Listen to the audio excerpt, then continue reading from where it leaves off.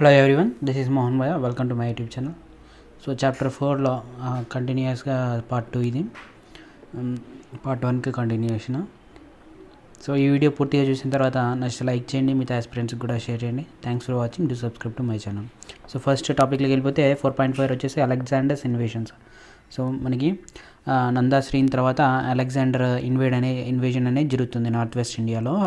Almost about time period వచ్చేసి 327 to 325 before Common Era. So in many ways the invasion by Alexander is watershed in Indian history. So Indian హిస్టరీలో Alexander invasion అనేది remarkable situation అనమాట. It marked the beginning of interaction between India and west. So western కంట్రీస్కి ఇండియాకి మధ్య interaction అనేది start అయింది. Ancient హిస్టరీలో అప్పటి వరకు కూడా ఇండియాతో వేరే కంట్రీస్కి ఇంటరాక్షన్ అనేది లేదనమాట. సో ఎప్పుడైతే అలెగ్జాండర్ ఇన్వేషన్ జరిగిందో అప్పుడు వెస్ట్కి కనెక్షన్ అనేది ఇంటరాక్షన్ అనేది ఏర్పడింది. కనెక్షన్ సెవరల్ ఇయర్స్ వరకు కంటిన్యూ అయింది. So Greek historians began to write about India and Greek governors and kings rule in the north west region of India which introduce new styles of art and governance. So Greek historians, Greek governors అంతా north west రీజన్లో వాళ్ళని rule కూడా చేశారు. So అలాగే వాళ్ళ style of art and governance కూడా ఇండియాలో introduction అనేది జరిగింది. After conquest in Punjab reason, Alexander express his desire to march further east to attack the Magadha empire. So Ganga ప్లెయిన్స్లో ఉండే మగధ ఎంపైర్ని కాంకర్ చేయాలనుకున్నారు. పంజాబ్ రీజన్ అంతా కాంకర్ చేసిన తర్వాత అలెగ్జాండర్. హౌవర్ హిస్ ఆల్రెడీ టైడ్ troops had heard about the great empire in the east and his formidable army and refuse to be engage in war against such a powerful adversary.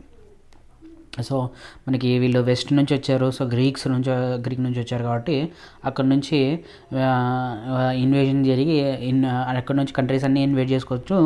North west reason అయినా Punjab reason వరకు కూడా canker చేశారు. So అక్కడ canker చేసిన వాళ్ళ army troops అంతా కూడా చాలా టైర్డ్ అయిపోయారు అనమాట. అప్పటికి చాలా అలసిపోయారు. సో నెక్స్ట్ మళ్ళీ ఇంకో వార్, ఒక పెద్ద గ్రేట్ ఎంపైర్ మగధ ఎంపైర్ పైన యుద్ధం అంటే, సో అక్కడ చాలా పవర్ఫుల్ రూలర్ నందా ఉన్నారు. సో అలాంటి పవర్ఫుల్ రూలర్ని మళ్ళీ ఎంగేజ్ చేయడం అనేది రెఫ్యూజ్ చేశారనమాట. అంటే ట్రూప్స్ అన్నీ టైర్డ్ అయిపోయాయి. In 326 before Common Era, when Alexander entered the Indian subcontinent after defeating the Persians, Ambi ruler of Taxila surrendered and accepted the suzerainty of Alexander. So పర్షియన్స్ని కూడా ఇండియాకి రాకముందు అలెగ్జాండర్ కాంకర్ చేశారు. So ruler of Takshashila అంబీని కూడా surrender అయిపోయారు అలెగ్జాండర్కి. The most famous of Alexander encounters was with Porus, ruler of region between Jhelum and Beas. Jhelum నదికి బియాస్ నదికి మధ్య ఉన్న రీజన్లో అక్కడ పోరస్ అనే రూలర్ ఉన్నారు. So the two armies met in the battle of Hydaspes in which Porus was imprisoned. So Porus రెండో Hydaspes అనే యుద్ధం జరిగింది అక్కడ, బ్యాటిల్ ఆఫ్ హెడాప్సిస్ అని. అక్కడ పోరస్ని ఖైదీగా చేసుకున్నాడు అనమాట. Later impressed by Porus dignity, Alexander restored his throne on condition of accepting his suzerainty. So Porus dignity చూసి మళ్ళీ సింహాసనం తిరిగి ఇచ్చేసాడు. His battle weary soldiers refuse to march further. Alexander did not want to proceed against the reluctance of his army. During his return, Alexander died of mysterious fever in Babylon. So army Magadha ఎంపైర్ని conquer చేయడానికి refuse చేసింది, ఎందుకంటే tired అయిపోయిందని చెప్పుకున్నాం కదా.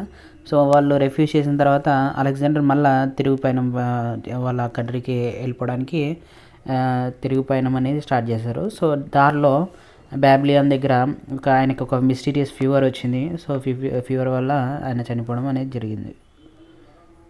మనకి ఇక్కడ పిక్చర్లో సరెండర్ ఆఫ్ పోరస్ టు అలెగ్జాండర్కి పోరస్ సరెండర్ అవుతున్నది కనిపిస్తుంది అనమాట.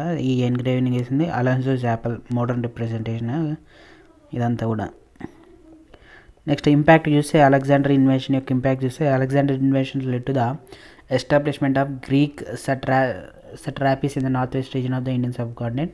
Trade routes opened with the west. There were 4 different trade routes in use which facilitated the movement of Greek merchants and craftsmen to India, establishing direct contact between India and Greece. So Alexander invasion ద్వారా Alexander యొక్క art, వాళ్ళ architecture అది introduction అనేది జరిగింది. అలాగే trade facilities కూడా వెస్ట్కి connect అయిందనమాట. గ్రీక్ మర్చెంట్స్, క్రాఫ్ట్మెన్స్ కూడా ఇండియాకి వచ్చేవారు. అలా విధంగా ట్రేడ్ కనెక్షన్ అనేది, ట్రేడ్ రూట్స్ అనేవి ఎస్టాబ్లిష్ అయినాయి. So as trade contact increased, many Greek settlements were established in north west of India. So Alexandria near Kabul Bucephala near Peshawar in Pakistan, Alexandria and Sindh were some important Greek settlements. So Greeks అంతా కూడా contacts, trade ఎక్కువ వేయడం వల్ల Greeks అంతా కూడా వచ్చి ఇక్కడ settlements అనేది నార్త్ వెస్ట్ రీజన్ ఆఫ్ ఇండియాలో సెటిల్ అయ్యారు. సో దాంట్లో ఫేమస్ సెటిల్మెంట్ వచ్చేసి అలెగ్జాండర్ పేరు మీద ఉంది కాబుల్ దగ్గర, అలాగే బోకెప్లా పేషవర్ పాకిస్తాన్ దగ్గర, అలాగే అలెగ్జాండ్రియా అండ్ సింధ్ ఇవన్నీ కూడా prominent Greek settlements. Greek accounts of India provide valuable information but with a bit of exaggeration. Alexander's death created a void in the northwest, facilitating the accession of Chandragupta Maurya to the throne of Magadha. It also helped him to conquer the numerous small chiefdoms in the northwest and bring the region under his empire. So Alexander invasion తర్వాత Alexander చనిపోయాడు తిరిగి వాళ్ళ దేశానికి వెళ్ళేటప్పుడు. So ఒక void అనేది space అనేది create అయింది నార్త్ వెస్ట్ రీజన్లో అంతా కూడా. సో అప్పుడు చంద్రగుప్త మౌర్య మగధ ఎంపైర్ని అధిరోహించి సింహాసనాన్ని అధిరోహించి మొత్తం ఎంపైర్ని ఎక్స్పాండ్ చేశాడు. ఇండియా మొత్తం కూడా first empire most part of the Indian మొత్తం కూడా కాంకర్ చేసిన ఎంపైర్ వచ్చేసి Mauryan empire. So contemporary accounts by Greeks historians show that Chandragupta was a youth living in Takshashila when Alexander invaded India. So మనకి అకౌంట్స్ నుంచి Greek historians accounts నుంచి తెలియజేస్తుంది ఏంటంటే చంద్రగుప్త తక్షశిలలో నివసిస్తున్నాడు అనమాట ఎప్పుడైతే అలెగ్జాండర్ ఇండియన్ ఇన్వేడ్ చేశాడు. Greek historians have recorded his name as Sandrocottus or Sandrocoptus which are ఈవెంట్లీ modified forms of Chandragupta. So inspired by Alexander, Chandragupta lead revolt against the Nandas year later and so Alexander inspiration తీసుకొని చంద్రగుప్త మరి నందాస్ పైన revolt చేశాడనమాట. So Nanda's పైన revolt చేసి ఆయన్ని గద్దె దించేశారు. So Chandragupta achieved it either by inciting the people to rise against an unpopular march or by soliciting their support in overthrowing an unpopular king. So Chandragupta established the Mauryan Empire and became first emperor in 321 before common era. So first emperor, అంతకుముందు అంత kings ఉండేవాళ్ళు, first మహారాజు emperor అనమాట. First emperor 321 before common ఎరాలో. So మనకి ఇక్కడ Ashokan rock edit కనిపిస్తుంది జూనాగఢ్లో. Inscriptions అన్నీ కూడా దీనిపైన ఉన్నాయి. We knew from the Junagadh rock inscription that Chandragupta had expanded his empire westward as far as Gujarat. One of his greatest achievements, according to local accounts, was that he waged war against Greek prefects, military officials left behind by Alexander, and destroyed them so that the way was clear to carry out his ambitious plans of expanding territories. So western side జునాగఢ్లో కూడా గుజరాత్లో మనకి Ashokan rock addicts అనేవి కనిపిస్తుంది అనమాట. అంటే Gupta umpire Mauryan umpire అనేది చంద్రగుప్త మౌర్య అక్కడి వరకు ఎక్స్పాండ్ చేశారు. అలెగ్జాండర్ తిరిగి వెళ్తూ వాళ్ళ మిలిటరీ పర్ఫెక్ట్స్ని, గ్రీక్ పర్ఫెక్ట్స్ని, మిలిటరీ అఫీషియల్స్ని ఆయన ప్లేస్లో ఉంచేసి వెళ్ళిపోయాడు. సో వాళ్ళపైన కూడా దండయాత్ర చేసి అంటే అంబిషియస్, అంటే టెరిటరీని ఎక్స్పాండ్ చేయాలనే అంబిషియస్ ప్లాన్ని క్యారీ చేశాడు. So another major event of his reign was the war against Seleucus. So Alexander general Seleucus అక్కడ నియమించిపోయాడు కదా అలెగ్జాండర్. సో సెల్యూకస్ కూడా after the death of Alexander, Seleucus had established his kingdom extending up to Punjab. So Alexander చనిపోయిన తర్వాత Seleucus రాజ్యాన్ని స్థాపించాడు అనమాట up to Punjab వరకు కూడా. So Chandragupta defeated him in a battle some time before 301 before common era and drove him out of the Punjab region. So యుద్ధం ప్రకటించి Chandragupta Maurya Seleucus పైన పంజాబ్ రీజన్ నుంచి ఆయన్ని తరిమి కొట్టేశాడు. So final agreement between the two was probably not too acrimonious since Chandragupta gave Seleucus 500 war elephants. So Chandragupta యుద్ధంలో ఓడించిన తర్వాత సెల్యూకస్ని మళ్ళీ వీళ్ళిద్దరూ ఒక అగ్రిమెంట్కి వచ్చేస్తారు. సో చంద్రగుప్త మౌర్య సెల్యూకస్కి 500 వార్ ఎలిఫెంట్స్ ప్రొవైడ్ చేశాడు. అలాగే సెల్యూకస్ కూడా వాళ్ళ అంబాసిడర్ని చంద్రగుప్త కోర్టులో కూడా పంపించారు అనమాట. అంటే ఆయన అంబాసిడర్ వచ్చేసి మెగాస్థెనిస్. ఈయన రాసిన బుక్ చాలా ఫేమస్ బుక్ మెగాస్థెనిస్ ఇండికా అని పిలుస్తారు ఆయన నేమ్తో. సో ఇండికా అనే నేమ్తో. సో దీంట్లో అంతా కూడా చంద్రగుప్త గురించి కూడా ఇన్ఫర్మేషన్ అనేది అవైలబుల్గా ఉంది. దాని నుంచి మౌర్యన్ ఎంపైర్ నుంచి మనకు తెలుస్తుంది. So original of this work is lost but many Greek historians are reproduce parts of this account describe the court of Chandragupta and his administration. ఒరిజినల్గా మెగాస్థెనిస్ రాసిన బుక్ అనేది మిస్ అయిపోయింది, కానీ ఆయన బుక్ నుంచి మిగతా హిస్టరియన్స్ అంతా కూడా చంద్రగుప్త మౌర్య పీరియడ్ గురించి రాసింది. సో దాని నుంచి మనకి హిస్టరీని మనము తీసుకున్నాం అన్నమాట. నెక్స్ట్ చంద్రగుప్త గురించి చూస్తే చంద్రగుప్త అనేది one of the greatest ruler who had to reinvent a strong administrative apparatus to govern his extensive kingdom. The system of governance and polity is discussed in the next section. So మనకి governance polity అనేది ఆయన సపరేట్గా చదువుతాం మనము. So one of the greatest రూలర్లో చంద్రగుప్త మౌర్య ఒకరు. So first one ఒక మహాసామ్రాజ్యాన్ని స్థాపించడంలో. సో చంద్రగుప్త మౌర్య ఎలా ఉంటారని ఇది ఒక మోడర్న్ రిప్రజెంటేషన్ అనమాట, ఈ విధంగా ఉండేవారని. సో చంద్రగుప్త మౌర్యకి అడ్వైజ్ ఇవ్వడానికి ఎయిడెడ్ ఇవ్వడానికి చాణక్య ఉన్నారు. సో చాణక్య కౌటిల్య అర్థశాస్త్ర అనే బుక్ రాశారనమాట. సో దాంట్లో పొలిటికల్గా అలాగే ఒక ఎంపైర్ అడ్మినిస్ట్రేషన్ గురించి అంతా ఉంది. So politically moving in governing his empire. Contemporary Jain and Buddhist texts hardly have any mention of Chanakya, but popular oral tradition ascribes the greatness of Chandragupta and his reign to the wisdom and genius of Chanakya. So మిగతా చంద్రగుప్త మౌర్య పీరియడ్లో ఉన్న జైన text, Buddhist text ఈయన గురించి పెద్దగా mention చేయలేదు, కానీ oral traditions అన్నీ కూడా అంటే వాళ్ళు నోటి ద్వారా చెప్పుకునేవాళ్ళు అనమాట ఈయన యొక్క గొప్పతనం. అలాగే చాణక్య యొక్క విజ్డమ్ని, జీనియస్ని అందరికీ తెలిసిందే. So Chanakya is also known as Kautilya and Vishnugupta was a Brahmin and a sworn adversary of Nandas. So నందాస్కి ఈయన అగెనిస్ట్గా ఉన్నారు. సో నందాస్ని గద్దె దించేసి చంద్రగుప్త మౌర్యాన్ని మహారాజుని చేశారనమాట. He is credited with having devise the strategy to overthrowing the Nandas and helping Chandragupta to become the emperor of Magadha. He is celebrated as the author of Arthashastra, a treatise on political strategy and governance. So నందాస్కి అగెనిస్ట్గా ఉన్నారు కాబట్టి so నందాస్ని గద్దె దించేసి చంద్రగుప్త మౌర్యాన్ని మగధకి emperor చేస్తారు. సో తర్వాత మౌర్యన్ రూల్ అనేది, మౌర్యన్ ఎంపరర్ అనేది ఎక్స్పాన్షన్లో కూడా ఈయన హెల్ప్ చేశాడు. ఈయన ఫస్ట్ అర్థశాస్త్ర అనే బుక్ రాశారు. సో ఈ బుక్ అంతా కూడా పొలిటికల్ స్ట్రాటజీస్, గవర్నెన్స్ పైనే ఉంటుంది బుక్ అంతా కూడా. His interviews and brilliant strategy to subvert the intended invention of Magadha is the theme of the play Mudra రాక్షస. ముద్ర రాక్షస అనేది ఇన్వేషన్ ఆఫ్ మగధ ఏ విధంగా జరిగింది అనేది ఒక ప్లే అనమాట. నెక్స్ట్ బిందుసార.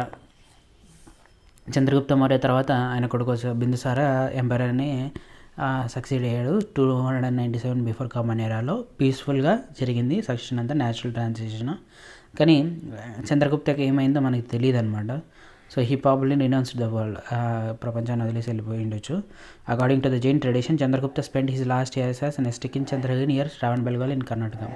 కొన్ని జైన ట్రెడిషన్స్ జైన్ బుక్స్ ప్రకారం మనకి ఏం తెలుస్తుందంటే జైన ట్రెడిషన్స్ ఫాలో అయ్యి ఈయన చంద్రగుప్త సౌత్ కర్ణాటక రీజన్కి వచ్చేసి శ్రావణబెల్గాల్ దగ్గర జైన విధంగా ఆయన చనిపోయినారు అని చెప్పేసి, Jains fast until to death ఏ విధంగా చనిపోతారో ఆ విధంగా చనిపోయినారని ఉందన్నమాట. So Bindusara was clearly a capable ruler and continued his father's tradition of close interaction with the Greek states of west Asia.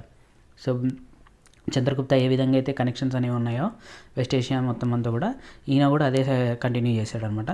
ఈ continued advised by Chanakya and other capable ministers. So Kautilya ఏ విధంగా చాణక్య సో ఏ విధంగా అయితే చంద్రగుప్త మౌర్యని అడ్వైస్ చేశారో so ఈయన కొడుకును బిందుసారని కూడా సేమ్ అదే దారిలోనే అడ్వైస్ చేశారనమాట. His sons were appointed as viceroys of different provinces of the empire. We don't know how much about his military express but empire passed intact to his son Ashoka.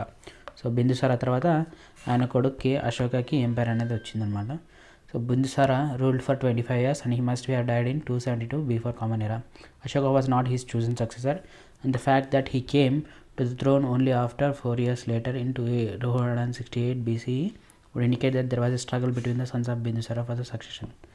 So అశోకుని Bindusara select చేసుకోలేదు, వాళ్ళ కొడుకుల మధ్య సక్సెషన్కి war అనేది జరిగి ఉంటుంది అని అనుకుంటున్నారు, ఎందుకంటే 4 years గ్యాప్ అనేది వచ్చిందనమాట. Ashoka had been the viceroy of Taxila when he put down a revolt against the local officials by the people of Taxila and was later the viceroy of Ujjain, the capital of Avanti, a major city and commercial center. So అశోకుడు తక్షశిలకు వాయిస్రాగా ఉన్నాడు, అలాగే ఉజ్జయినికి కూడా వాయిస్రాగా ఉన్నాడు. As emperor, he is credited with building any monumental sculptures that have been excavated in sites of Pataliputra. He continued the tradition of close interaction with the Greek states in West Asia and there was a mutual exchange of emissaries from both sides. So west Asia మధ్య కూడా ఈయన కూడా close కనెక్షన్స్ని continue చేశాడు. Next Ashoka గురించి చూస్తే defining event of Ashoka rule was his campaign against Kalinga. So present day ఒరిస్సాలో కళింగ అనే umpire ఉండే, కళింగ అనే సామ్రాజ్యం అనేది. సో దాన్ని ఆయన సింహాసనం ఎక్కిన 8th ఇయర్లో దండయాత్ర చేశారనమాట. అప్పుడే ఆయన రియలైజ్ అయ్యి this is the only recorded military expedition of the Mauryas. The number of those killed in battle, those who died subsequently, and those departed ran into tens of thousands. The campaign had probably been more ferocious, brutal than the usual because this was punitive war against Kalinga, which had broken away from the Magadha Empire. Adikumpa inscription speaks of Kalinga as a part of Nanda Empire. Ashoka was devastated by the carnage and moved by the suffering that he converted to humanistic values. So Kalinga పైన యుద్ధం చేసినప్పుడు ఆ యుద్ధంలో లక్షల మంది ప్రజలు చనిపోవడం, suffering, వాళ్ళు అంతా కూడా బ్రూటల్గా ఫెరోషియస్గా జరిగింది వారంతా కూడా. సో ఇదంతా కూడా మగధ ఎంపైర్లో ఒకప్పుడు పాటుగానే ఉంది. హాతిగుంప ఇన్స్క్రిప్షన్ నుంచి మనకు తెలుస్తుంది. నంద ఎంపైర్లో పాటుగానే ఉండింది కళింగ అని. సో మనకి సో ఆ వార్లో రక్తపాతాన్ని చూసి ఆయన చలించిపోయి he converted to humanistic values అనమాట. He became a Buddhist and his newfound values and beliefs were recorded in a series of edicts which confirm his passion for peace and moral righteousness or dhamma. So ఆయన బుద్ధిస్ట్గా convert అయిపోయారు suffering అంతా చూసి వారిలో. తర్వాత ఆయన ధర్మం అంటాం కదా సాంస్క్రిట్లో, దాన్ని దమ్మ లోకల్ లాంగ్వేజ్లో, పాలి లాంగ్వేజ్లో దమ్మ అంటారు. సో దాన్ని ఫాలో అయ్యాడు అనమాట ఆయన రైటియస్నెస్ని. సో ఎడిక్ట్స్ ఆఫ్ అశోక చూస్తే మనకి the edicts of Ashoka thus constitute the most concrete source of information about the Mauryan Empire. There are 33 edicts comprising 14 major rock edicts, 2 known as Kalinga edicts, 7 pillar edicts, some minor rock edicts and a few minor pillar inscriptions. మనకి rock addicts అనేవి చాలా important, ఇవి ఎక్కడ దొరికాయని. So మనకి 33 addicts ఉన్నాయి. దాంట్లో 14 ఏమో major rock addicts, 2 ఏమో కళింగ ఎడిక్ట్స్గా తెలుసు, 7 pillar addicts, some minor rock addicts ఉన్నాయి. దాంతోపాటు కొన్ని మైనర్ పిల్లర్ ఇన్స్క్రిప్షన్స్ కూడా ఉన్నాయి. So the major rock addicts extend from Kandahar in Afghanistan, షాహబాజ్గరి and మన్సేరా in north west Pakistan to Uttarakhand district in north. So Gujarat and Maharashtra in the west, Odisha in the east and so far as far south as Karnataka and Kurnool district in Andhra Pradesh. So సౌత్లో Kurnool district వరకు, కర్ణాటక వరకు కూడా extend అయింది. వెస్ట్లోనైతే మనకి గుజరాత్ నుంచి, అలాగే Pakistan, north west Pakistan నుంచి ఆఫ్ఘనిస్తాన్ వరకు రీచ్ అయింది. అలాగే నార్త్లో ఉత్తరాఖండ్ డిస్ట్రిక్ట్ వరకు, ఉత్తరాఖండ్ స్టేట్ వరకు రీచ్ అయింది. గుజరాత్, మహారాష్ట్ర కూడా కవర్ చేసింది వెస్ట్లో. అలాగే మైనర్ పిల్లర్ ఇన్స్క్రిప్షన్స్ కూడా ఫార్ నార్త్ నేపాల్ వరకు కూడా అవైలబుల్గా ఉన్నాయన్నమాట. So these edicts were written mostly in Brahmi script and in Magadhi and practice. So సాంస్క్రిట్లో కాకుండా ఇవి లోకల్ లాంగ్వేజెస్, లోకల్ పీపుల్ మాట్లాడే కామన్ లాంగ్వేజెస్ అయిన బ్రాహ్మీ స్క్రిప్ట్, మగధి అండ్ ప్రాకృతి లాంగ్వేజెస్లోనే ఉన్నాయన్నమాట ఇన్స్క్రిప్షన్స్, ఎడిక్ట్స్ అన్నీ కూడా. So the Kandahar inscriptions are in the Greek and Aramaic. Kandahar రీజియన్లో ఏదైతే నార్త్ వెస్ట్ పాకిస్తాన్ ఆ రీజియన్లో అంతా కూడా అక్కడ మాట్లాడే గ్రీక్ అండ్ అరామిక్, ఎందుకంటే గ్రీక్ అలెగ్జాండర్ ఇన్వేషన్ జరిగినప్పుడు గ్రీక్ సెటిల్మెంట్స్ ఉన్నాయి కదా. సో గ్రీక్ అండ్ అరామిక్ లాంగ్వేజ్లోనే ఉన్నాయి. సో నార్త్ వెస్ట్ పాకిస్తాన్లో అయితే కరోతి స్క్రిప్ట్లో ఉన్నాయి. So geographical spread of the edicts essentially defines the extent of vast empire over which Ashoka ruled. The second inscription mentions lands beyond his borders. The Chodas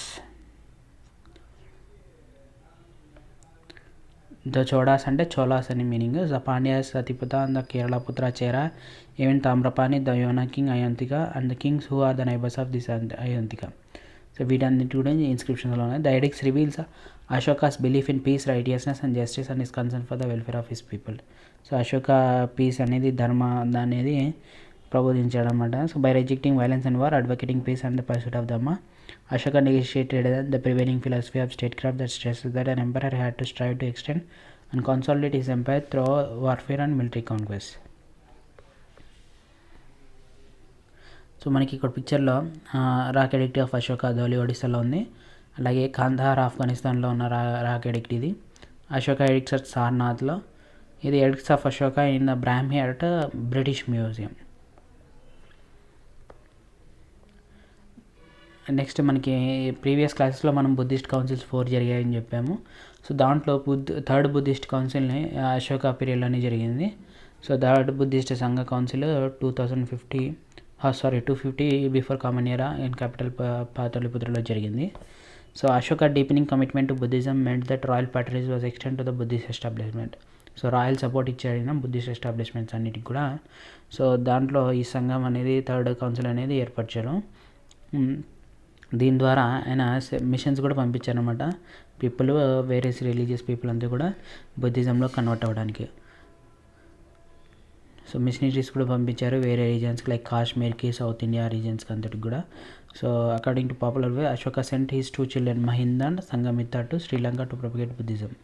అశోకుడు 2 కొడుకుల్ని మహింద, సంగమిత్తని శ్రీలంకకు పంపించారనమాట బుద్ధిజంని స్ప్రెడ్ చేయడానికి. So it is believed that they took a branch of the original Bodhi tree to Sri Lanka. So ఏదైతే బౌద్ధగయాలో ఉందో బోధి ట్రీ కింద జ్ఞానోదయమైనటువంటి బుద్ధుడికి అక్కడ ఒక బ్రాంచ్ని తీసుకెళ్ళిపోయారు అనమాట. ట్రీ యొక్క బ్రాంచ్ని తీసుకెళ్ళి శ్రీలంకలో పెట్టారు అని నమ్ముతారు. Ashoka seems to have ruled until 232 before common era. Sadly, through his revolutionary view of governance and non-violence, find a resonance in contemporary sensibilities. They were not in consonance with the realities of the time. So Ashoka ధమ్మాన్ని పాటించి ప్రబోధించాడు. So అప్పట్లో యుద్ధాలు ఎక్కువ జరిగాయి కాబట్టి so అప్పుడు ఇదంతా కూడా సెన్సిబుల్గా ఉండేదన్నమాట ఇష్యూస్. మనకి ఇక్కడ పిక్చర్లో అశోకాస్ విజిట్ రామగ్రామ సాంచి స్తూప సదరన్ గేట్లో కనిపిస్తుంది. ఆయన చనిపోయిన తర్వాత మౌర్యన్ ఎంపైర్ స్లోగా డిసింటిగ్రేట్ అయిపోయింది. తర్వాత డైడ్ విత్ ఇన్ 50 years లోపే చనిపోయారు. But 2 centuries prior to Ashoka's death and disintegration of Maurya Empire were truly momentous in Indian history. This was a period of great change. The consolidation of state extending over to nearly 2/3 of the subcontinent had taken place, with the formalized administration, development of bureaucratic institutions, and economic expansion in addition to the rise of new heterodox religions and philosophies that questioned the establishment of orthodoxy. So Chandragupta Maurya తర్వాత బిందుసార అయిన తర్వాత అశోక మాత్రమే ఈ అశోక రీజియన్లోనే మొత్తం 2/3 of India అంతా కూడా extend అయింది. దాని తర్వాత అశోకన్ తర్వాత వీక్ రూలర్స్ ఉన్నారు. సో తర్వాత మొత్తం కూడా ఈ ఎంపైర్ ఎక్స్పాండ్ అవ్వలేదన్నమాట. సో అప్పటి వరకు ఉన్న మహా సామ్రాజ్యం అంతా పతనం వైపు పయనించింది. So Mauryan state and polity ఏ విధంగా ఉందో చూద్దాం. So the major areas of concern for the Mauryan state were the collection of taxes as revenue to the state and administrative justice, and addition to the maintenance of internal security and defense against external aggression. So ఏ మౌర్యన్ మెయిన్గా focus అనేది tax collection పైన, ఎందుకంటే స్టేట్కి revenue అదే, అలాగే అడ్మినిస్ట్రేషన్కి అదే, అలాగే ఇంటర్నల్ సెక్యూరిటీ పీస్ ఎస్టాబ్లిష్ చేయాలంటే ప్రజల మధ్యలో, అలాగే వేరే దేశస్తులు మన దండయాత్ర చేయకున్నట్లా అడ్డుకోవాలంటే కూడా ఒక ఆర్మీని మెయింటైన్ చేయాలి. సో దానికి కూడా కలెక్షన్ ఆఫ్ ట్యాక్స్ ఇంపార్టెంట్ అనమాట. సో దీనికి ఒక large and complex administrative machinery institutions కూడా అవసరమయ్యేది, ఎందుకంటే 2/3 ఆఫ్ ద ఇండియా మొత్తం కూడా ఎక్స్పాండ్ అయింది కాబట్టి empire. So Greek historians taking the lead from Megasthenes describe the Mauryan states as centralised state. So centralised state అని చెప్పారనమాట. సో డిసెంట్రలైజ్డ్ కాదు, అంటే లోకల్గా విలేజెస్లో రూలింగ్ అనేది ఉండదు కదా, సెంట్రల్ పవర్ అంటే సెంట్రల్ అథారిటీ అనేది ఉండేది అనమాట. What should we infer from the description as we centralise state is that uniform pattern of administration was established throughout the very large area of the empire. But given the existing state of technology in communications and transport, a decentralized administrative system had to be in place. So centralised system అనేది ఉండేది, uniform pattern of administration ఉండేది large empire అంతా కూడా. So technology, communications, transport కూడా, అలాగే decentralised administrative system had to be in place. This bureaucratic setup covered a hierarchy of settlements from the village. ఈ bureaucratic setup అంతా కూడా సెటిల్మెంట్స్ని కూడా cover చేసింది, టౌన్స్ని, ప్రొవిన్షియల్ క్యాపిటల్స్ని, మేజర్ సిటీస్ని కూడా కవర్ చేసేది. So bureaucracy enabled and required an efficient system of revenue collection, since it needed to pay out tax collected. Equally, the very large army of the Mauryan Empire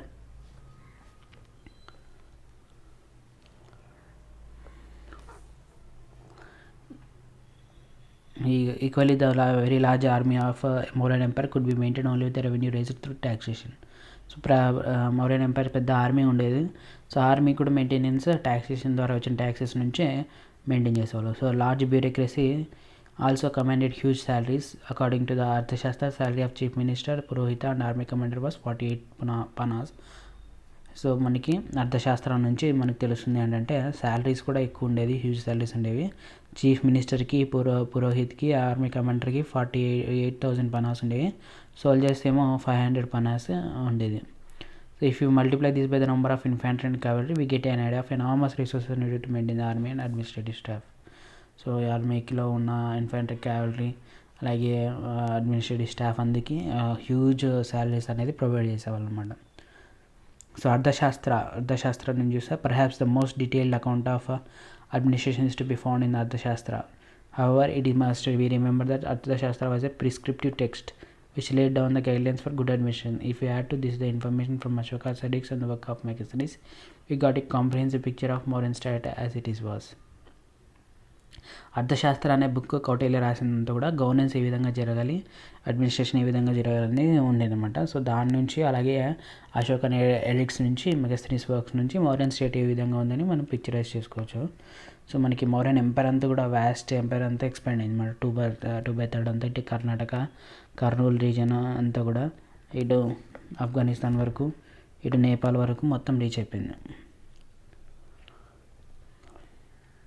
so provincial administration చూస్తే at the head of the administration was king. So administration అన్నిటికీ king main హెడ్గా ఉంటారు. కింద ministers ఉంటారు, council of ministers. పురోహిత్స్, priests ఉంటారు, వీళ్ళు ritual practices అందరూ చేస్తుంటారు. వాళ్ళకి చాలా గ్రేట్ ఇంపార్టెన్స్ ఇస్తారు బ్రాహ్మిన్స్కి, పురోహిత్స్కి. అలాగే సెక్రటరీస్ ఉంటారు, మహామంత్రి యాస్ అని. So capital region of Pataliputra was directly administered. The rest of the empire was divided into 4 provinces based on Suvarnagiri near Kurnool in Andhra Pradesh and Ujjain, అవంతిమల, Takshashila north west and Tosali in Odisha and south east. So capital region Pataliputra ఉండేది. So దాని direct administration ఉండేది king కింద. తర్వాత umpire మొత్తం 4 provincesగా divide చేశారు. So సౌత్లో అయితే సౌత్ ప్రావిన్స్ని సువర్ణగిరి అని కర్నూలు దగ్గర, అలాగే ఉజ్జయిన్, అవంతి, మాల్వా అని, నెక్స్ట్ తక్షశిల నార్త్ వెస్ట్, అలాగే తోసలి ఇన్ ఒడిశా అని 4 provinces. ఈ ప్రావిన్సెస్ అన్ని అడ్మినిస్ట్రేషన్ గవర్నర్స్ ఉండేవాళ్ళు. వీళ్ళు అంతా కూడా రాయల్ ప్రిన్సెస్, యువరాజులు పాలించేవాళ్ళు మెయిన్గా. In each region, the revenue and judicial administration and the bureaucracy of the Mauryan state was replicated to achieve a uniform system of governance. Revenue collection was the responsibility of a collector general. So రెవెన్యూని collect చేసేది collector general ఉండేవారు. ఆయన్ని సమహర్త అని పిలిచేవాళ్ళు. So charge of ఎక్స్చెక్కర్గా ఉండేవాళ్ళు. That he was in effect like a minister of finance. He had to supervise all the provinces, 45 towns, mines, forests, trade routes and others, which were the source of revenue. The treasurer was responsible for keeping a record of the tax revenues. Treasurer కూడా ఉండేవాడు, ఆయన tax collection చేసుకున్న దాన్నిటి కూడా records maintain చేయాల్సి వచ్చేది. So the accounts of each department had to be presented jointly by the ministers of the king. Each department had a large staff of superintendents and subordinate officers linked to the central and local governments.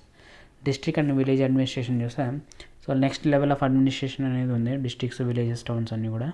So the district was under the command of sthanika, while officials known as గోపాస్ were in charge of 5 to 10 villages. So 5 to 10 villagesకి ఒక incharge official ఉండేవాడు, Gopal. So ఆయనకి highest స్థానిక అనే command ఉండేవాడు. So urban administration was handled by nagarika. Villages were semi autonomous and were under the authority of a gramani appointed by central government and council of village elders. So అర్బన్లో అయితే నగరిక administration చేసేవాళ్ళు, విలేజెస్లో అయితే గ్రామీణ అడ్మినిస్ట్రేషన్ ఆయన అడ్మినిస్ట్రేటర్ ఉండేవాళ్ళు. So agriculture అనేది next remain down the centuries the most important contributor to the economy. Agriculture produce constitute the most important source of revenue. Usually the king was entitled to 1/6 of the produce. In reality it was often much higher, usually about 1/4 of the produce.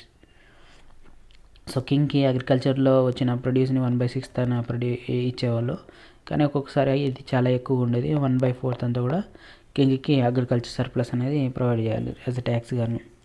So source of revenue వచ్చేసి అర్థశాస్త్ర ప్రకారము comprehensive state control over agriculture production and marketing with warehouses to store agriculture products and regulated markets in order to maximize the revenues from this most important sector of the economy. So other taxes included taxes on land, irrigation, if resources of irrigation had been provided by the state, taxes on urban houses, customs and tolls on goods transported for trade and profits from coinage and trade operations carried on by the government. So tax collection revenue ఎలా collect చేసేవాళ్ళంటే agriculture production marketing దాని నుంచి collect చేసుకోవాలి వాళ్ళు, వేరే హౌస్లో store చేసేవాళ్ళు agriculture products అంతా కూడా. తర్వాత స్టేట్ ల్యాండ్ పైన ట్యాక్స్ వేసేవాళ్ళు, అలాగే ఇరిగేషన్ రిసోర్సెస్ ప్రొవైడ్ చేసి దానిపైన ట్యాక్స్, అలాగే అర్బన్ హౌసెస్ ట్యాక్స్, అలాగే గూడ్స్ ట్రాన్స్పోర్ట్ చేసేటప్పుడు ట్రేడ్ పైన అలాగే దానిపైన ట్యాక్స్ వేసేవాళ్ళు, అలాగే కాయినేజ్ ట్రేడ్ ఆపరేషన్స్ పైన కూడా ప్రాఫిట్స్ అనేవి వచ్చాయి గవర్నమెంట్కి. సో కింగ్ కూడా ల్యాండ్ ఓన్ చేసేవాళ్ళు, అలాగే forest mines manufacture of salt state held a monopoly were also important source of revenue. Next judicial administration చూస్తే జ్యుడిషియల్ అడ్మినిస్ట్రేషన్ చేయడానికి కోర్ట్స్ ఉండేవన్నమాట. ఇవన్నీ కూడా మేజర్ టర్మ్స్లో ఎస్టాబ్లిష్ చేసేవాళ్ళు. 2 types of courts are mentioned చేసింది. Dharmasthiya courts mostly deal with civil laws relating to marriage, inheritance and other aspects of life. The courts was presided over 3 judges, 12 was in sacred laws and 3 amatya secretaries. Another type of court was called కంతక శోధన. So 2 types of courts ఉండేవి. ఒకటి ధర్మస్థియ, ఇది mostly civil రిలేటెడ్స్ and marriage inheritance మాత్రమే deal చేసేవి. ఇంకోటేమో కంటక శోధన, సో రిమూవల్ ఆఫ్ థాన్స్ అని మీనింగ్ ఇది. దీనికి 3 జడ్జెస్ ఉండేవాళ్ళు, అమాత్యస్ ఇక్కడ కూడా. సో దీని పర్పస్ ఏంటంటే మెయిన్గా anti social elements, various types of క్రైమ్స్ని డీల్ చేసేది అనమాట కంటక శోధన కోర్టు. సో దీంట్లో మోడర్న్ పోలీస్ ఉండేదన్నమాట, యాక్ట్ చేసేవాళ్ళు. So network of spies information ఉండేది, యాంటీ సోషల్ యాక్టివిటీస్ పైన వాళ్ళు ఇన్ఫర్మేషన్ ప్రొవైడ్ చేసేవాళ్ళు. అలాగే పనిష్మెంట్ ఇచ్చేవాళ్ళు క్రైమ్స్ చేస్తే, సివియర్గా ఉంటుంది పనిష్మెంట్ కూడా. సో ఓవరాల్గా జ్యుడిషియల్ సిస్టమ్ అనేది బాగా ఎవాల్వ్ అయింది, ఎందుకంటే 2 Third ఎంపైర్ని కంట్రోల్ చేయాలి కాబట్టి ఆర్డినరీ పీపుల్ లైఫ్ని కంట్రోల్ చేసేవాళ్ళు జ్యుడిషియల్ అడ్మినిస్ట్రేషన్ ద్వారా కూడా. Next Ashoka's dharmik state. So Ashoka rule gives us a alternative model of righteous king and a just state. He instructed his officials, the Yuktas, subordinate officials, and Rajukas, rural administrators, and Pradeshkas, head of districts, to go on for tours every 5 years to instruct people in Dhamma.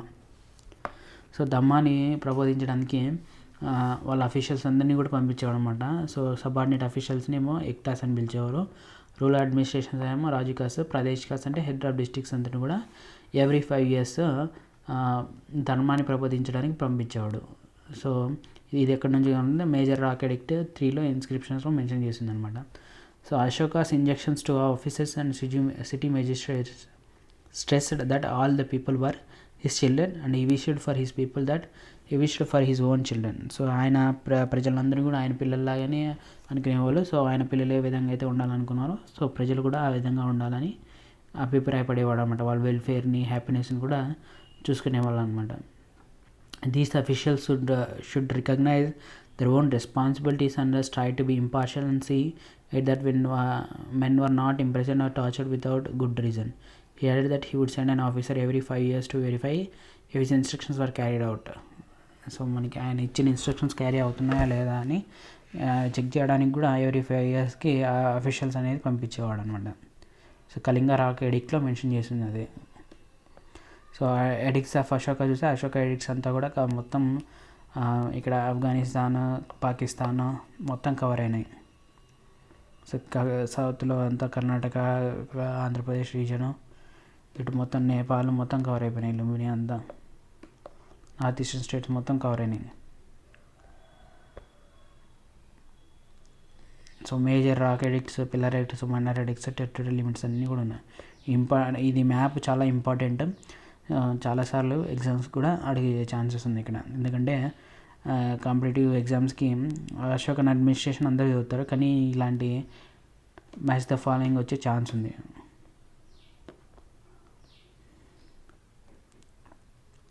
Ashoka realized that an effective ruler need to be fully informed about what was happening in his kingdom and insisted that he should be advised and informed promptly wherever he might be. So అశోకుడు believe చేసిందంటే effective ruler అసలు ఏం జరుగుతుందో మొత్తం Kingdom మొత్తం information ఉండాలి. ఒక ప్యాలెస్లో ఉంటేనే సరిపోదు, ఎందుకంటే ప్యాలెస్లో ఉన్న వాళ్ళకి లోకల్ పీపుల్కి ఏం జరుగుతుందో తెలియలేదు కాబట్టి సో ఇన్ఫర్మేషన్ అంతా కూడా ఎప్పుడు తెలుస్తుండాలని అభిప్రాయపడేవాడు. సో ఇదంతా కూడా మేజర్ రాక్ ఎడిక్ట్ 6లో మెన్షన్ చేసింది అనమాట. He insisted that all religions should coexist in ascetics of all religions for honoured. Major rock edicts 7 and 12లో మెన్షన్ చేసినట్టు అన్ని రిలీజియన్స్కి కోఎగ్జిస్ట్ అవ్వాలి, అన్ని రిలీజియన్స్ ఉండాలి, అన్ని రిలీజియన్స్కి హానర్ ఇచ్చేవాడు కూడా. Providing medical care should be one of the functions of the state. The emperor ordered hospitals to set up to treat human beings and animals. So hospitals హ్యూమన్స్తో పాటు అనిమల్స్కి కూడా కన్స్ట్రక్షన్ చేశారు. సో మేజర్ రాకెట్ ఎడిక్ట్ 2లో mention చేశారు అది. So preventing unnecessary slaughter of animals and showing respect for all living beings was another recurrent theme in his edicts. In Ashoka edicts, we find an alternative humane and empathetic model of governance. The edicts stress that everybody officials was also subjects act rightly following the Dhamma. ప్రజలు మాత్రమే కాకుండా officials కూడా ధర్మాన్ని follow అవ్వాలని. So అనిమల్స్కి హ్యూమన్స్కి కూడా empathetic model of governance అనేది మెన్షన్ చేసింది అన్ని రాకెట్ ఎడిక్ట్స్లోని ఇన్స్క్రిప్షన్స్లోనూ. సో ఎకానమీ అండ్ సొసైటీ ఏ విధంగా ఉందో చూస్తే అగ్రికల్చర్ అనేది బ్యాక్ బోన్గా ఉండేది ఎకానమీకి. So largest sector, total revenue అంతా కూడా ఎకానమీ నుంచి వచ్చేది. ప్రజలంతా కూడా ఫామ్ హౌసే కాబట్టి ఎంప్లాయ్మెంట్ కూడా ఎక్కువ అగ్రికల్చర్లోనే ఉంది. గ్రీక్స్ మెన్షన్ చేశారనమాట మెయిన్లీ 2 crops సంవత్సరానికి ఎక్కువ పండించేవారని ఎంపైర్లో. సో దాంట్లో ఫుడ్ గ్రెయిన్స్ మెయిన్, దాంతోపాటు cash crops like sugar cane, cotton కూడా పండించేవాళ్ళు. సో ఇదంతా కూడా మెగస్థెనిస్ తన బుక్ మెగస్థెనిస్ ఇండికాలో మెన్షన్ చేశాడనమాట. అలాగే honey and trees and which wool grieve, these were important commercial crops. The fact that agrarian sector could produce a substantial surplus was a major factor in diversification of economy beyond subsistence to commercial production. Next, crafts and goods shows many craft producing variety of manufacture flourished in the economy. We can categorize the products as utilitarian and functional, so and luxurious and ornamental. The spinning and weaving, especially of cotton fabrics, relying on the universal availability of cotton throughout India, were the most widespread occupations outside of agriculture. So many crafts and goods కూడా craft industry కూడా develop అయింది. So utilitarian or ఫంక్షనల్గా ఉండేది, అలాగే luxurious and ఆర్నమెంటల్గా ఉండేది. Spinning, weaving, especially cotton fabrics, అలాగే universal availability of cotton throughout India కూడా ఉండేది. Widespread occupations outside of agriculture. A great variety of cloth was produced in the country, ranging from the coarse fabrics used by the ordinary people for everyday use to the very fine textiles worn by the upper classes and the royalty. So Arthashastra refers to the region producing specialized textiles, Kasi, Vanga, Kampura and Madurai and many others. So అర్థశాస్త్రంలో కూడా ఈ reasons అన్నీ కూడా mention చేసింది అనమాట. అలాగే each region produced many distinctive and specialised varieties of fabrics. ప్రతి region కూడా డిస్టింక్టివ్ స్పెషలైజ్డ్ వెరైటీ ఆఫ్ ఫ్యాబ్రిక్స్ని కలిగి ఉందన్నమాట. Cloth embroidered with gold and silver was worn by the king and members of the royal court. So gold cloth embroidery చేసింది, అలాగే silver cloth చేసిన cloth అంతా కూడా కింగ్స్, రాయల్ కోర్ట్ల మెంబర్స్ ధరించేవాళ్ళు. సిల్క్ అనేది బాగా అందరికి తెలిసిందే అనమాట. దాన్ని చైనీస్ సిల్క్ అని పిలిచేవాళ్ళు. So which also indicates that extensive trade was carried in అంటే మోరన్ ఎంపైర్స్. చైనీస్ సిల్క్ అని మెన్షన్ చేస్తున్నారంటే చైనీస్ ట్రేడ్ కనెక్షన్స్ కూడా ఉన్నాయన్నమాట. ట్రేడ్ కనెక్షన్స్ అని మనకు తెలుస్తుంది, ట్రేడ్ కూడా అక్కడ జరిగేదని అర్థమవుతుంది. So metal and metal works were of great importance and the local metal workers worked with iron, copper and other metals to produce tools, implements, vessels and other utility items. So metal works కూడా బాగా జరిగేది. Army use చేసే metal tools అన్నీ కూడా తయారు చేసేవాళ్ళు. అలాగే మన ఐరన్తో, కాపర్తో, మిగతా వాటితో టూల్స్, ఇంప్లిమెంట్స్, వెజల్స్ కూడా తయారు చేసేవారు. ఐరన్ స్మెల్టింగ్ అనేది కూడా మెనీ సెంచరీస్ ముందు నుంచి తెలిసి ఉంది. సో కానీ టెక్నాలజీ అనేది 500 BC బిఫోర్ కామన్ ఎరా అనేది ఈ ఐరన్ అంతా కూడా ఫర్నేసెస్లో హై టెంపరేచర్స్లో పాసిబుల్ అయిందనమాట. సో ఆర్కియాలజికల్ ఫైండ్స్ నుంచి మనకు తెలిసింది ఏంటంటే గ్రేట్ క్వాలిటీ క్వాంటిటీ ఇంప్రూవ్మెంట్ అనేది ఐరన్ ప్రొడక్షన్లో జరిగింది. అలాగే ఐరన్ టెక్నాలజీలో ఇంప్రూవ్మెంట్ అనేది రెస్ట్ ఆఫ్ ద ఎకానమీకి కూడా ఆ ఇంప్లికేషన్స్ అనేవి కనిపిస్తాయి అన్నమాట. ఎందుకంటే better tool axes like axes ఇవన్నీ కూడా ఫారెస్ట్ని క్లియర్ చేసి అగ్రికల్చర్ చేయడానికి ఉపయోగపడ్డాయి అనమాట. Better ploughs could improve agriculture process. Better nails and tools improved woodwork and carpentry as well as other crafts. So axes ఏమో ఫారెస్ట్ క్లియర్ చేసి agriculture land కోసము, అగ్రికల్చర్ బెటర్ ఇంప్రూవ్ చేసుకోవడానికి better flowers, అలాగే nails tools ఏమో carpentry other crafts improve అవ్వడానికి. Woodwork కూడా important craft అయ్యింది. Ship building, carts making, chariots making, రథాలు బిల్డ్ చేయడానికి, అలాగే బోట్స్, షిప్స్ కన్స్ట్రక్షన్ చేయడానికి కూడా వుడ్ వర్క్ అనేది కూడా మెయిన్ ఇంపార్టెంట్ అనమాట. అలాగే హౌస్ కన్స్ట్రక్షన్స్లో కూడా సిగ్నిఫికెంట్ చేంజెస్ అనేవి కనిపిస్తాయి. సో స్టోన్ వర్క్ కూడా స్టోన్ వర్క్ కార్వింగ్లోను పాలిషింగ్లోను చాలా హైలీ స్కిల్డ్ క్రాఫ్ట్ అది. So these expertise seen in stone sculptures in the stupa Sanchi. So stonework అనేది వాళ్ళ ఎక్స్పర్టైజ్ అనేది సంచి స్తూపాలో మనకి అర్థమవుతుంది. హైలీ పాలిష్డ్ చూర్ణా stone used for Ashoka's pillar. అశోకుని పిల్లర్స్ అన్నిటికి కూడా highly polished Chunar stone use చేశారు. సో పిక్చర్లో కనిపిస్తుంది Sanchi Stupa. So whole range of luxury goods was produced, including gold and silver articles, jewelry and perfumes, and carved ivory. There is evidence that many other products like drugs and medicines, pottery, dyes and gums were produced in the Mauryan Empire. So Mauryan Empire లో మిగతా luxury goods కూడా తయారు చేసేవాళ్ళు అనమాట. So economy అనేది sophisticated ఉంది. Not only of commercial craft ప్రొడక్షన్తో పాటు అగ్రికల్చర్తో పాటు బాగా డెవలప్ అయింది అనమాట. Crafts were predominantly urban based hereditary occupations. Sons usually followed their fathers and practice of various craftsmen అంతా కూడా వారసత్వంగా కూడా వాళ్ళ తండ్రుల నుంచి కొడుకులకి వారసత్వంగా క్రాఫ్ట్స్మెన్షిప్ అనేది వెళ్తుండేది. సో క్రాఫ్ట్స్మెన్స్ అంతా కూడా ఇండివిజువల్గా వర్క్ చేసేవాళ్ళు, లేదంటే రాయల్ వర్క్షాప్స్లోనూ కూడా వర్క్ చేసేవాళ్ళు, లైక్ ప్రొడ్యూసింగ్ క్లాత్స్లోను అదర్ ప్రొడక్ట్స్ కానీ. Next each craft had a head called pamukha. ప్రతి క్రాఫ్ట్కి హెడ్ ఉండడం పముక అని ఆ లీడర్ అని, జెత్స్ ఆర్ ఎల్డర్ అని పెద్దోడని, and are organised in senior or guild, so that the institutional identity superseded the individual in craft production. Disputes between Shrenis were resolved by Mahasethi, and this ensured the smooth functioning of the craft production in cities. So సిటీస్లో craft production అనేది ఏ విధంగా disputes లేకున్నట్లా జరగడానికి కూడా administration ఉండేదన్నమాట. Next trade చూస్తే, trade or exchange became a natural component of economic diversification.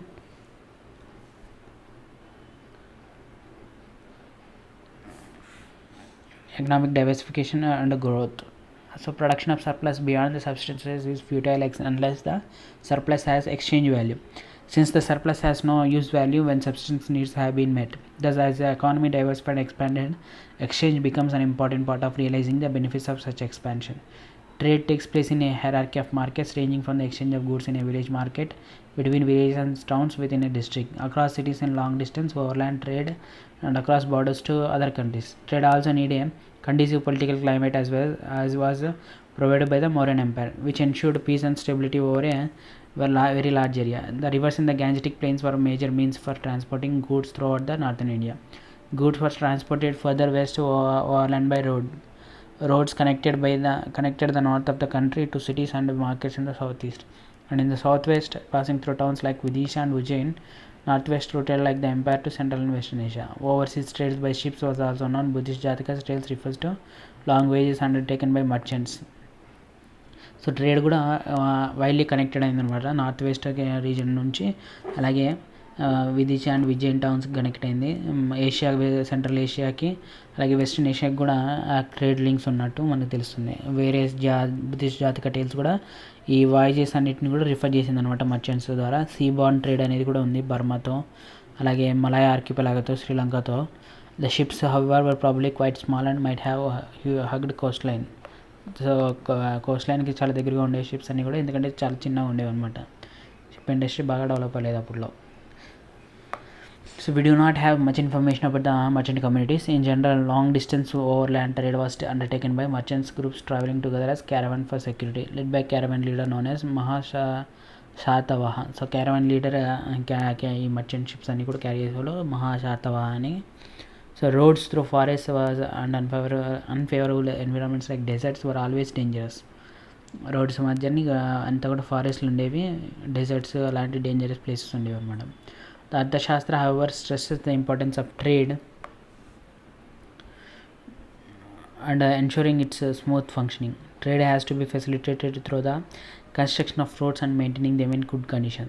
Since tolls and octroi were collected on goods when they are transported, toll booths must have been set up and manned on all trade routes. Urban markets and craftsmen were generally closely monitored and controlled to prevent the fraud. So fraud అవన్నీ జరగకున్నట్లు కూడా చూసుకునేవాళ్ళు అనమాట.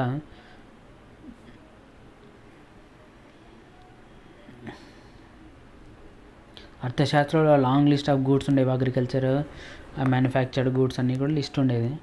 So these include textiles, woollen, silks, aromatic woods, animal skins, gems from various parts of India, China, Sri Lanka. Greek sources confirm the trade links with the West through the Greek states to Egypt. Indigo, ivory, tortoiseshell, pearls, perfumes and redwoods were also exported to Egypt. So వీటన్నిటి mention గురించి కూడా అర్థశాస్త్రంలో ఉంది.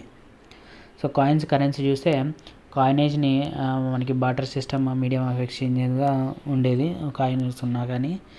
So in the Mauryan empire silver coins were known as pana. Silver కాయిన్స్ని పానా అని పిలిచేవాళ్ళు. So hoards of punch marked coins కూడా మెనీ పార్ట్స్ ఆఫ్ నార్త్ ఇండియాలో ఉండేవి. సమ్ కాయిన్స్ ఎర్లియర్ పీరియడ్స్కి సంబంధించినవి కూడా ఉండేవి. So these coins were in use. It is difficult to estimate the extent of which economy was monetised. Next process of urbanisation చూస్తే urbanisation అనేది establishment of towns and సిటీస్తో కూడుకునేది in agriculture ల్యాండ్స్కేప్లో.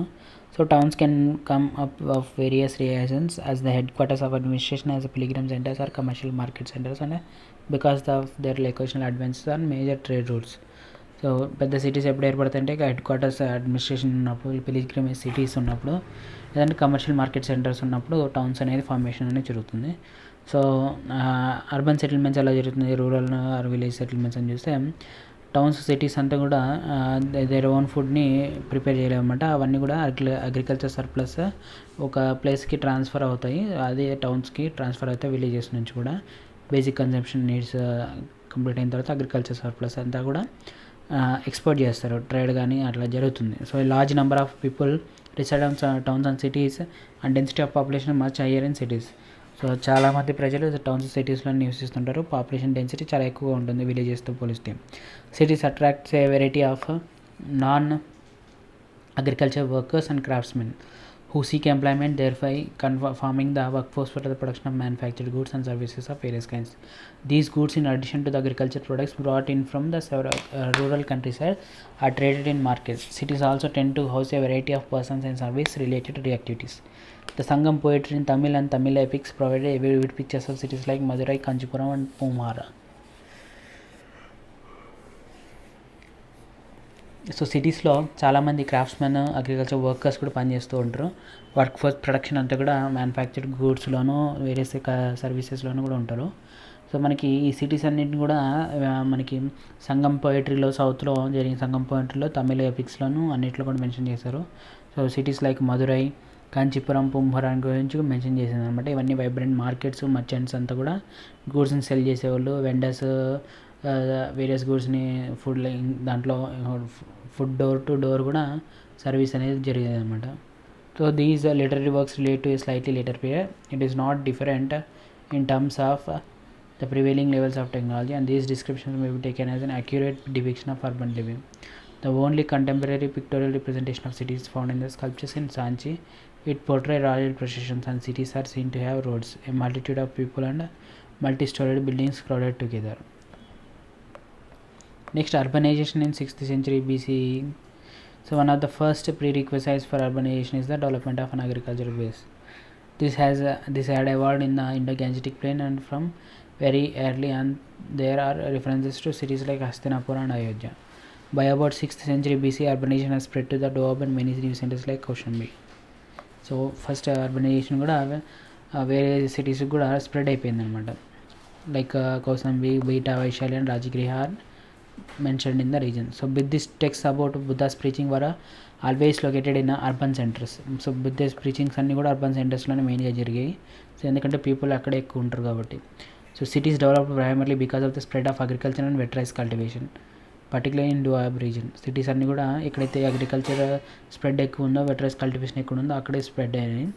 After the marshy land was drained and reclaimed for cultivation, the fertile soil and plentiful availability of water from the perennial rivers made it possible to raise even 2 crops of rice and production of a large agriculture surplus to feed the cities. The improvements in iron technology also had an impact on economic life both in rural and urban areas. As Magadha grew, many regional centers like Ujjain were also incorporated into the empire. So urban centres like విజయను కూడా incorporate చేశారన్నమాట ఎంపైర్లకి. Next housing and town planning చూస్తే towns అన్నీ కూడా long rivers మధ్య construction జరిగేది. So దాని ద్వారా ఈజీ ట్రాన్స్పోర్టేషన్ అనేది ఉండేదన్నమాట. సో ఇవన్నీ కూడా మోట్స్ ర్యాంపార్ట్స్తో సరౌండెడ్ అయ్యి ఉండేవి, సో డిఫెన్స్ ప్రొటెక్షన్ కోసం. So they were always open to attack since the treasuries holding government revenue was housed in them. In addition to the fact that was trading centres the local people and merchants were also wealthy. So ఎప్పుడు కూడా దాడులు ఎక్కువ జరిగేవి, ఎందుకంటే treasure ఎక్కువ ఉండేదన్నమాట. So అందుకే వేరే వాళ్ళు దాడులు చేసేవాళ్ళు ట్రెజర్ కోసం. అలాగే ట్రేడింగ్ సెంటర్స్ కూడా లోకల్ పీపుల్ మర్చెంట్స్ ఎక్కువ డబ్బులు రిచ్లు ఉండేవి కాబట్టి దొంగతనాలు దౌర్జన్యాలు ఎక్కువ జరిగేవి. As the towns become more prosperous the quality of the houses which were built of mud brick and even of fire brick improved. So towns అంతా కూడా ఎక్కువ ప్రాస్పరస్గా ఎక్కువ డబ్బులు వచ్చడం వల్ల హౌసెస్ కూడా కన్స్ట్రక్షన్స్ కూడా మడ్ బ్రిక్స్తోనూ ఫైర్ బ్రిక్స్తోనూ కన్స్ట్రక్షన్ చేసుకునేవాళ్ళు. Towns also had other facilities like drains, ring wells and mud pits, testifying to the development of civic amenities and sanitation. Excavations from the modern period show that the standard of living had improved as compared to the earlier period. The houses were built of brick and cities had ring wells and salt pits. So there were a quantitative increase in the house of iron and a variety of iron crafts. So houses అంతా కూడా facilities ఉండేవి అన్నమాట. Drains, ring wells, mud pits అన్నీ కూడా ఏవైతే శానిటేషన్కి civic కమ్యూనిటీకి development అంతా కూడా జరిగేది. అలాగే మోడర్న్ పీరియడ్ ఎక్స్కవేషన్స్ బట్టి కూడా మనకి తెలుస్తుంది స్టాండర్డ్ ఆఫ్ లివింగ్ అనేది చాలా ఇంప్రూవ్ అయ్యిందని. హౌసెస్ అన్నీ కూడా బ్రిక్స్తో కట్టారు. సిటీస్ అన్నీ కూడా రింగ్ వెల్స్, సోక్ పిట్సే ఉండేవి. Next city of Pataliputra. Pataliputra was great capital city in the Mauryan empire. So capital ఉండేది మౌర్యన్ ఎంపైర్కి పాటలిపుత్ర. ఇది బాగా లార్జ్ అండ్ వెల్తీ సిటీగా డిస్క్రైబ్ చేశారు. గంగా, సోన్ రివర్స్ కలిసే చోట ఇది ఉందన్నమాట. So it was more than 14 kilometers in length and about 2.5 kilometers wide. 14 kilometers length ఉండేది, 2.5 kilometers వైడ్ ఉండేది. దీనికి అవుటర్ వాల్ కూడా ప్రొటెక్షన్ కోసం కన్స్ట్రక్ట్ చేశారు, ఇది వుడ్తో. అలాగే లూప్ హోల్స్ ఉండేవి, shooting arrows at enemies. There were 64 gates to the cities, 570 watch towers. 64 గేట్లు, 570 వాచ్ టవర్స్ ఉండేవి. There was a wide and deep moat outside the wall which was fed by water from the river which served both as defense and outlet for the sewage. So కోట చుట్టూ కూడా మోట్ ఉండేది డీప్గా. So దాంట్లో water కూడా river నుంచి వచ్చేది. So దాని ద్వారా డిఫెన్స్ గాను అలాగే సీవేజ్ కూడా అవుట్లెట్ గాను వర్క్ అయ్యేది. There was a many grand places in the city which had large population. The city was administered by a corporation of 30 members. Ashoka added to the magnificence of the city with the monumental architecture that he added to the capital like the many pillared hall. So art and culture చూస్తే most of the literature and art of the period have not survived. So ఆ పీరియడ్లో ఉన్న art literature అంతా survive అవ్వలేదు. Sanskrit language and literature were enriched by the work of grammarian Panini. So grammar రచించిన పాణిని ద్వారా ఆయన work అనేది ఎంరిచ్ అయింది. అలాగే Katyayana who was also contemporary of Nandas had written commentary and Panini's work. So grammar మంచి రాసిన పాణిని గురించి ఆయన వర్క్ గురించి కూడా కాత్యాయన మెన్షన్ చేశారు. అలాగే బుద్ధిస్ట్ అండ్ జైన్ టెక్స్ట్ కూడా పాలీ లాంగ్వేజెస్లో రాశారు. మెనీ లిటరరీ వర్క్స్ సాంస్క్రిట్లో ప్రొడక్షన్ అనేది జరిగింది ఈ పీరియడ్లోనే, సేమ్ పీరియడ్లోనే. అలాగే అర్థశాస్త్ర అనేది పర్ఫార్మింగ్ యాడ్స్ వాటన్నిటిపైన కూడా నోట్స్ అర్థశాస్త్రంలో ఉన్నాయి.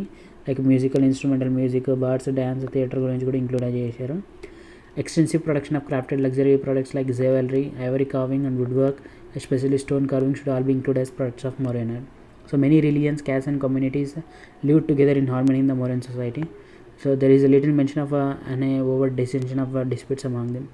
As in many regions of that era, including ancient Tamilnadu, courtesans were accorded a special place in the social hierarchy and their contributions were highly valued.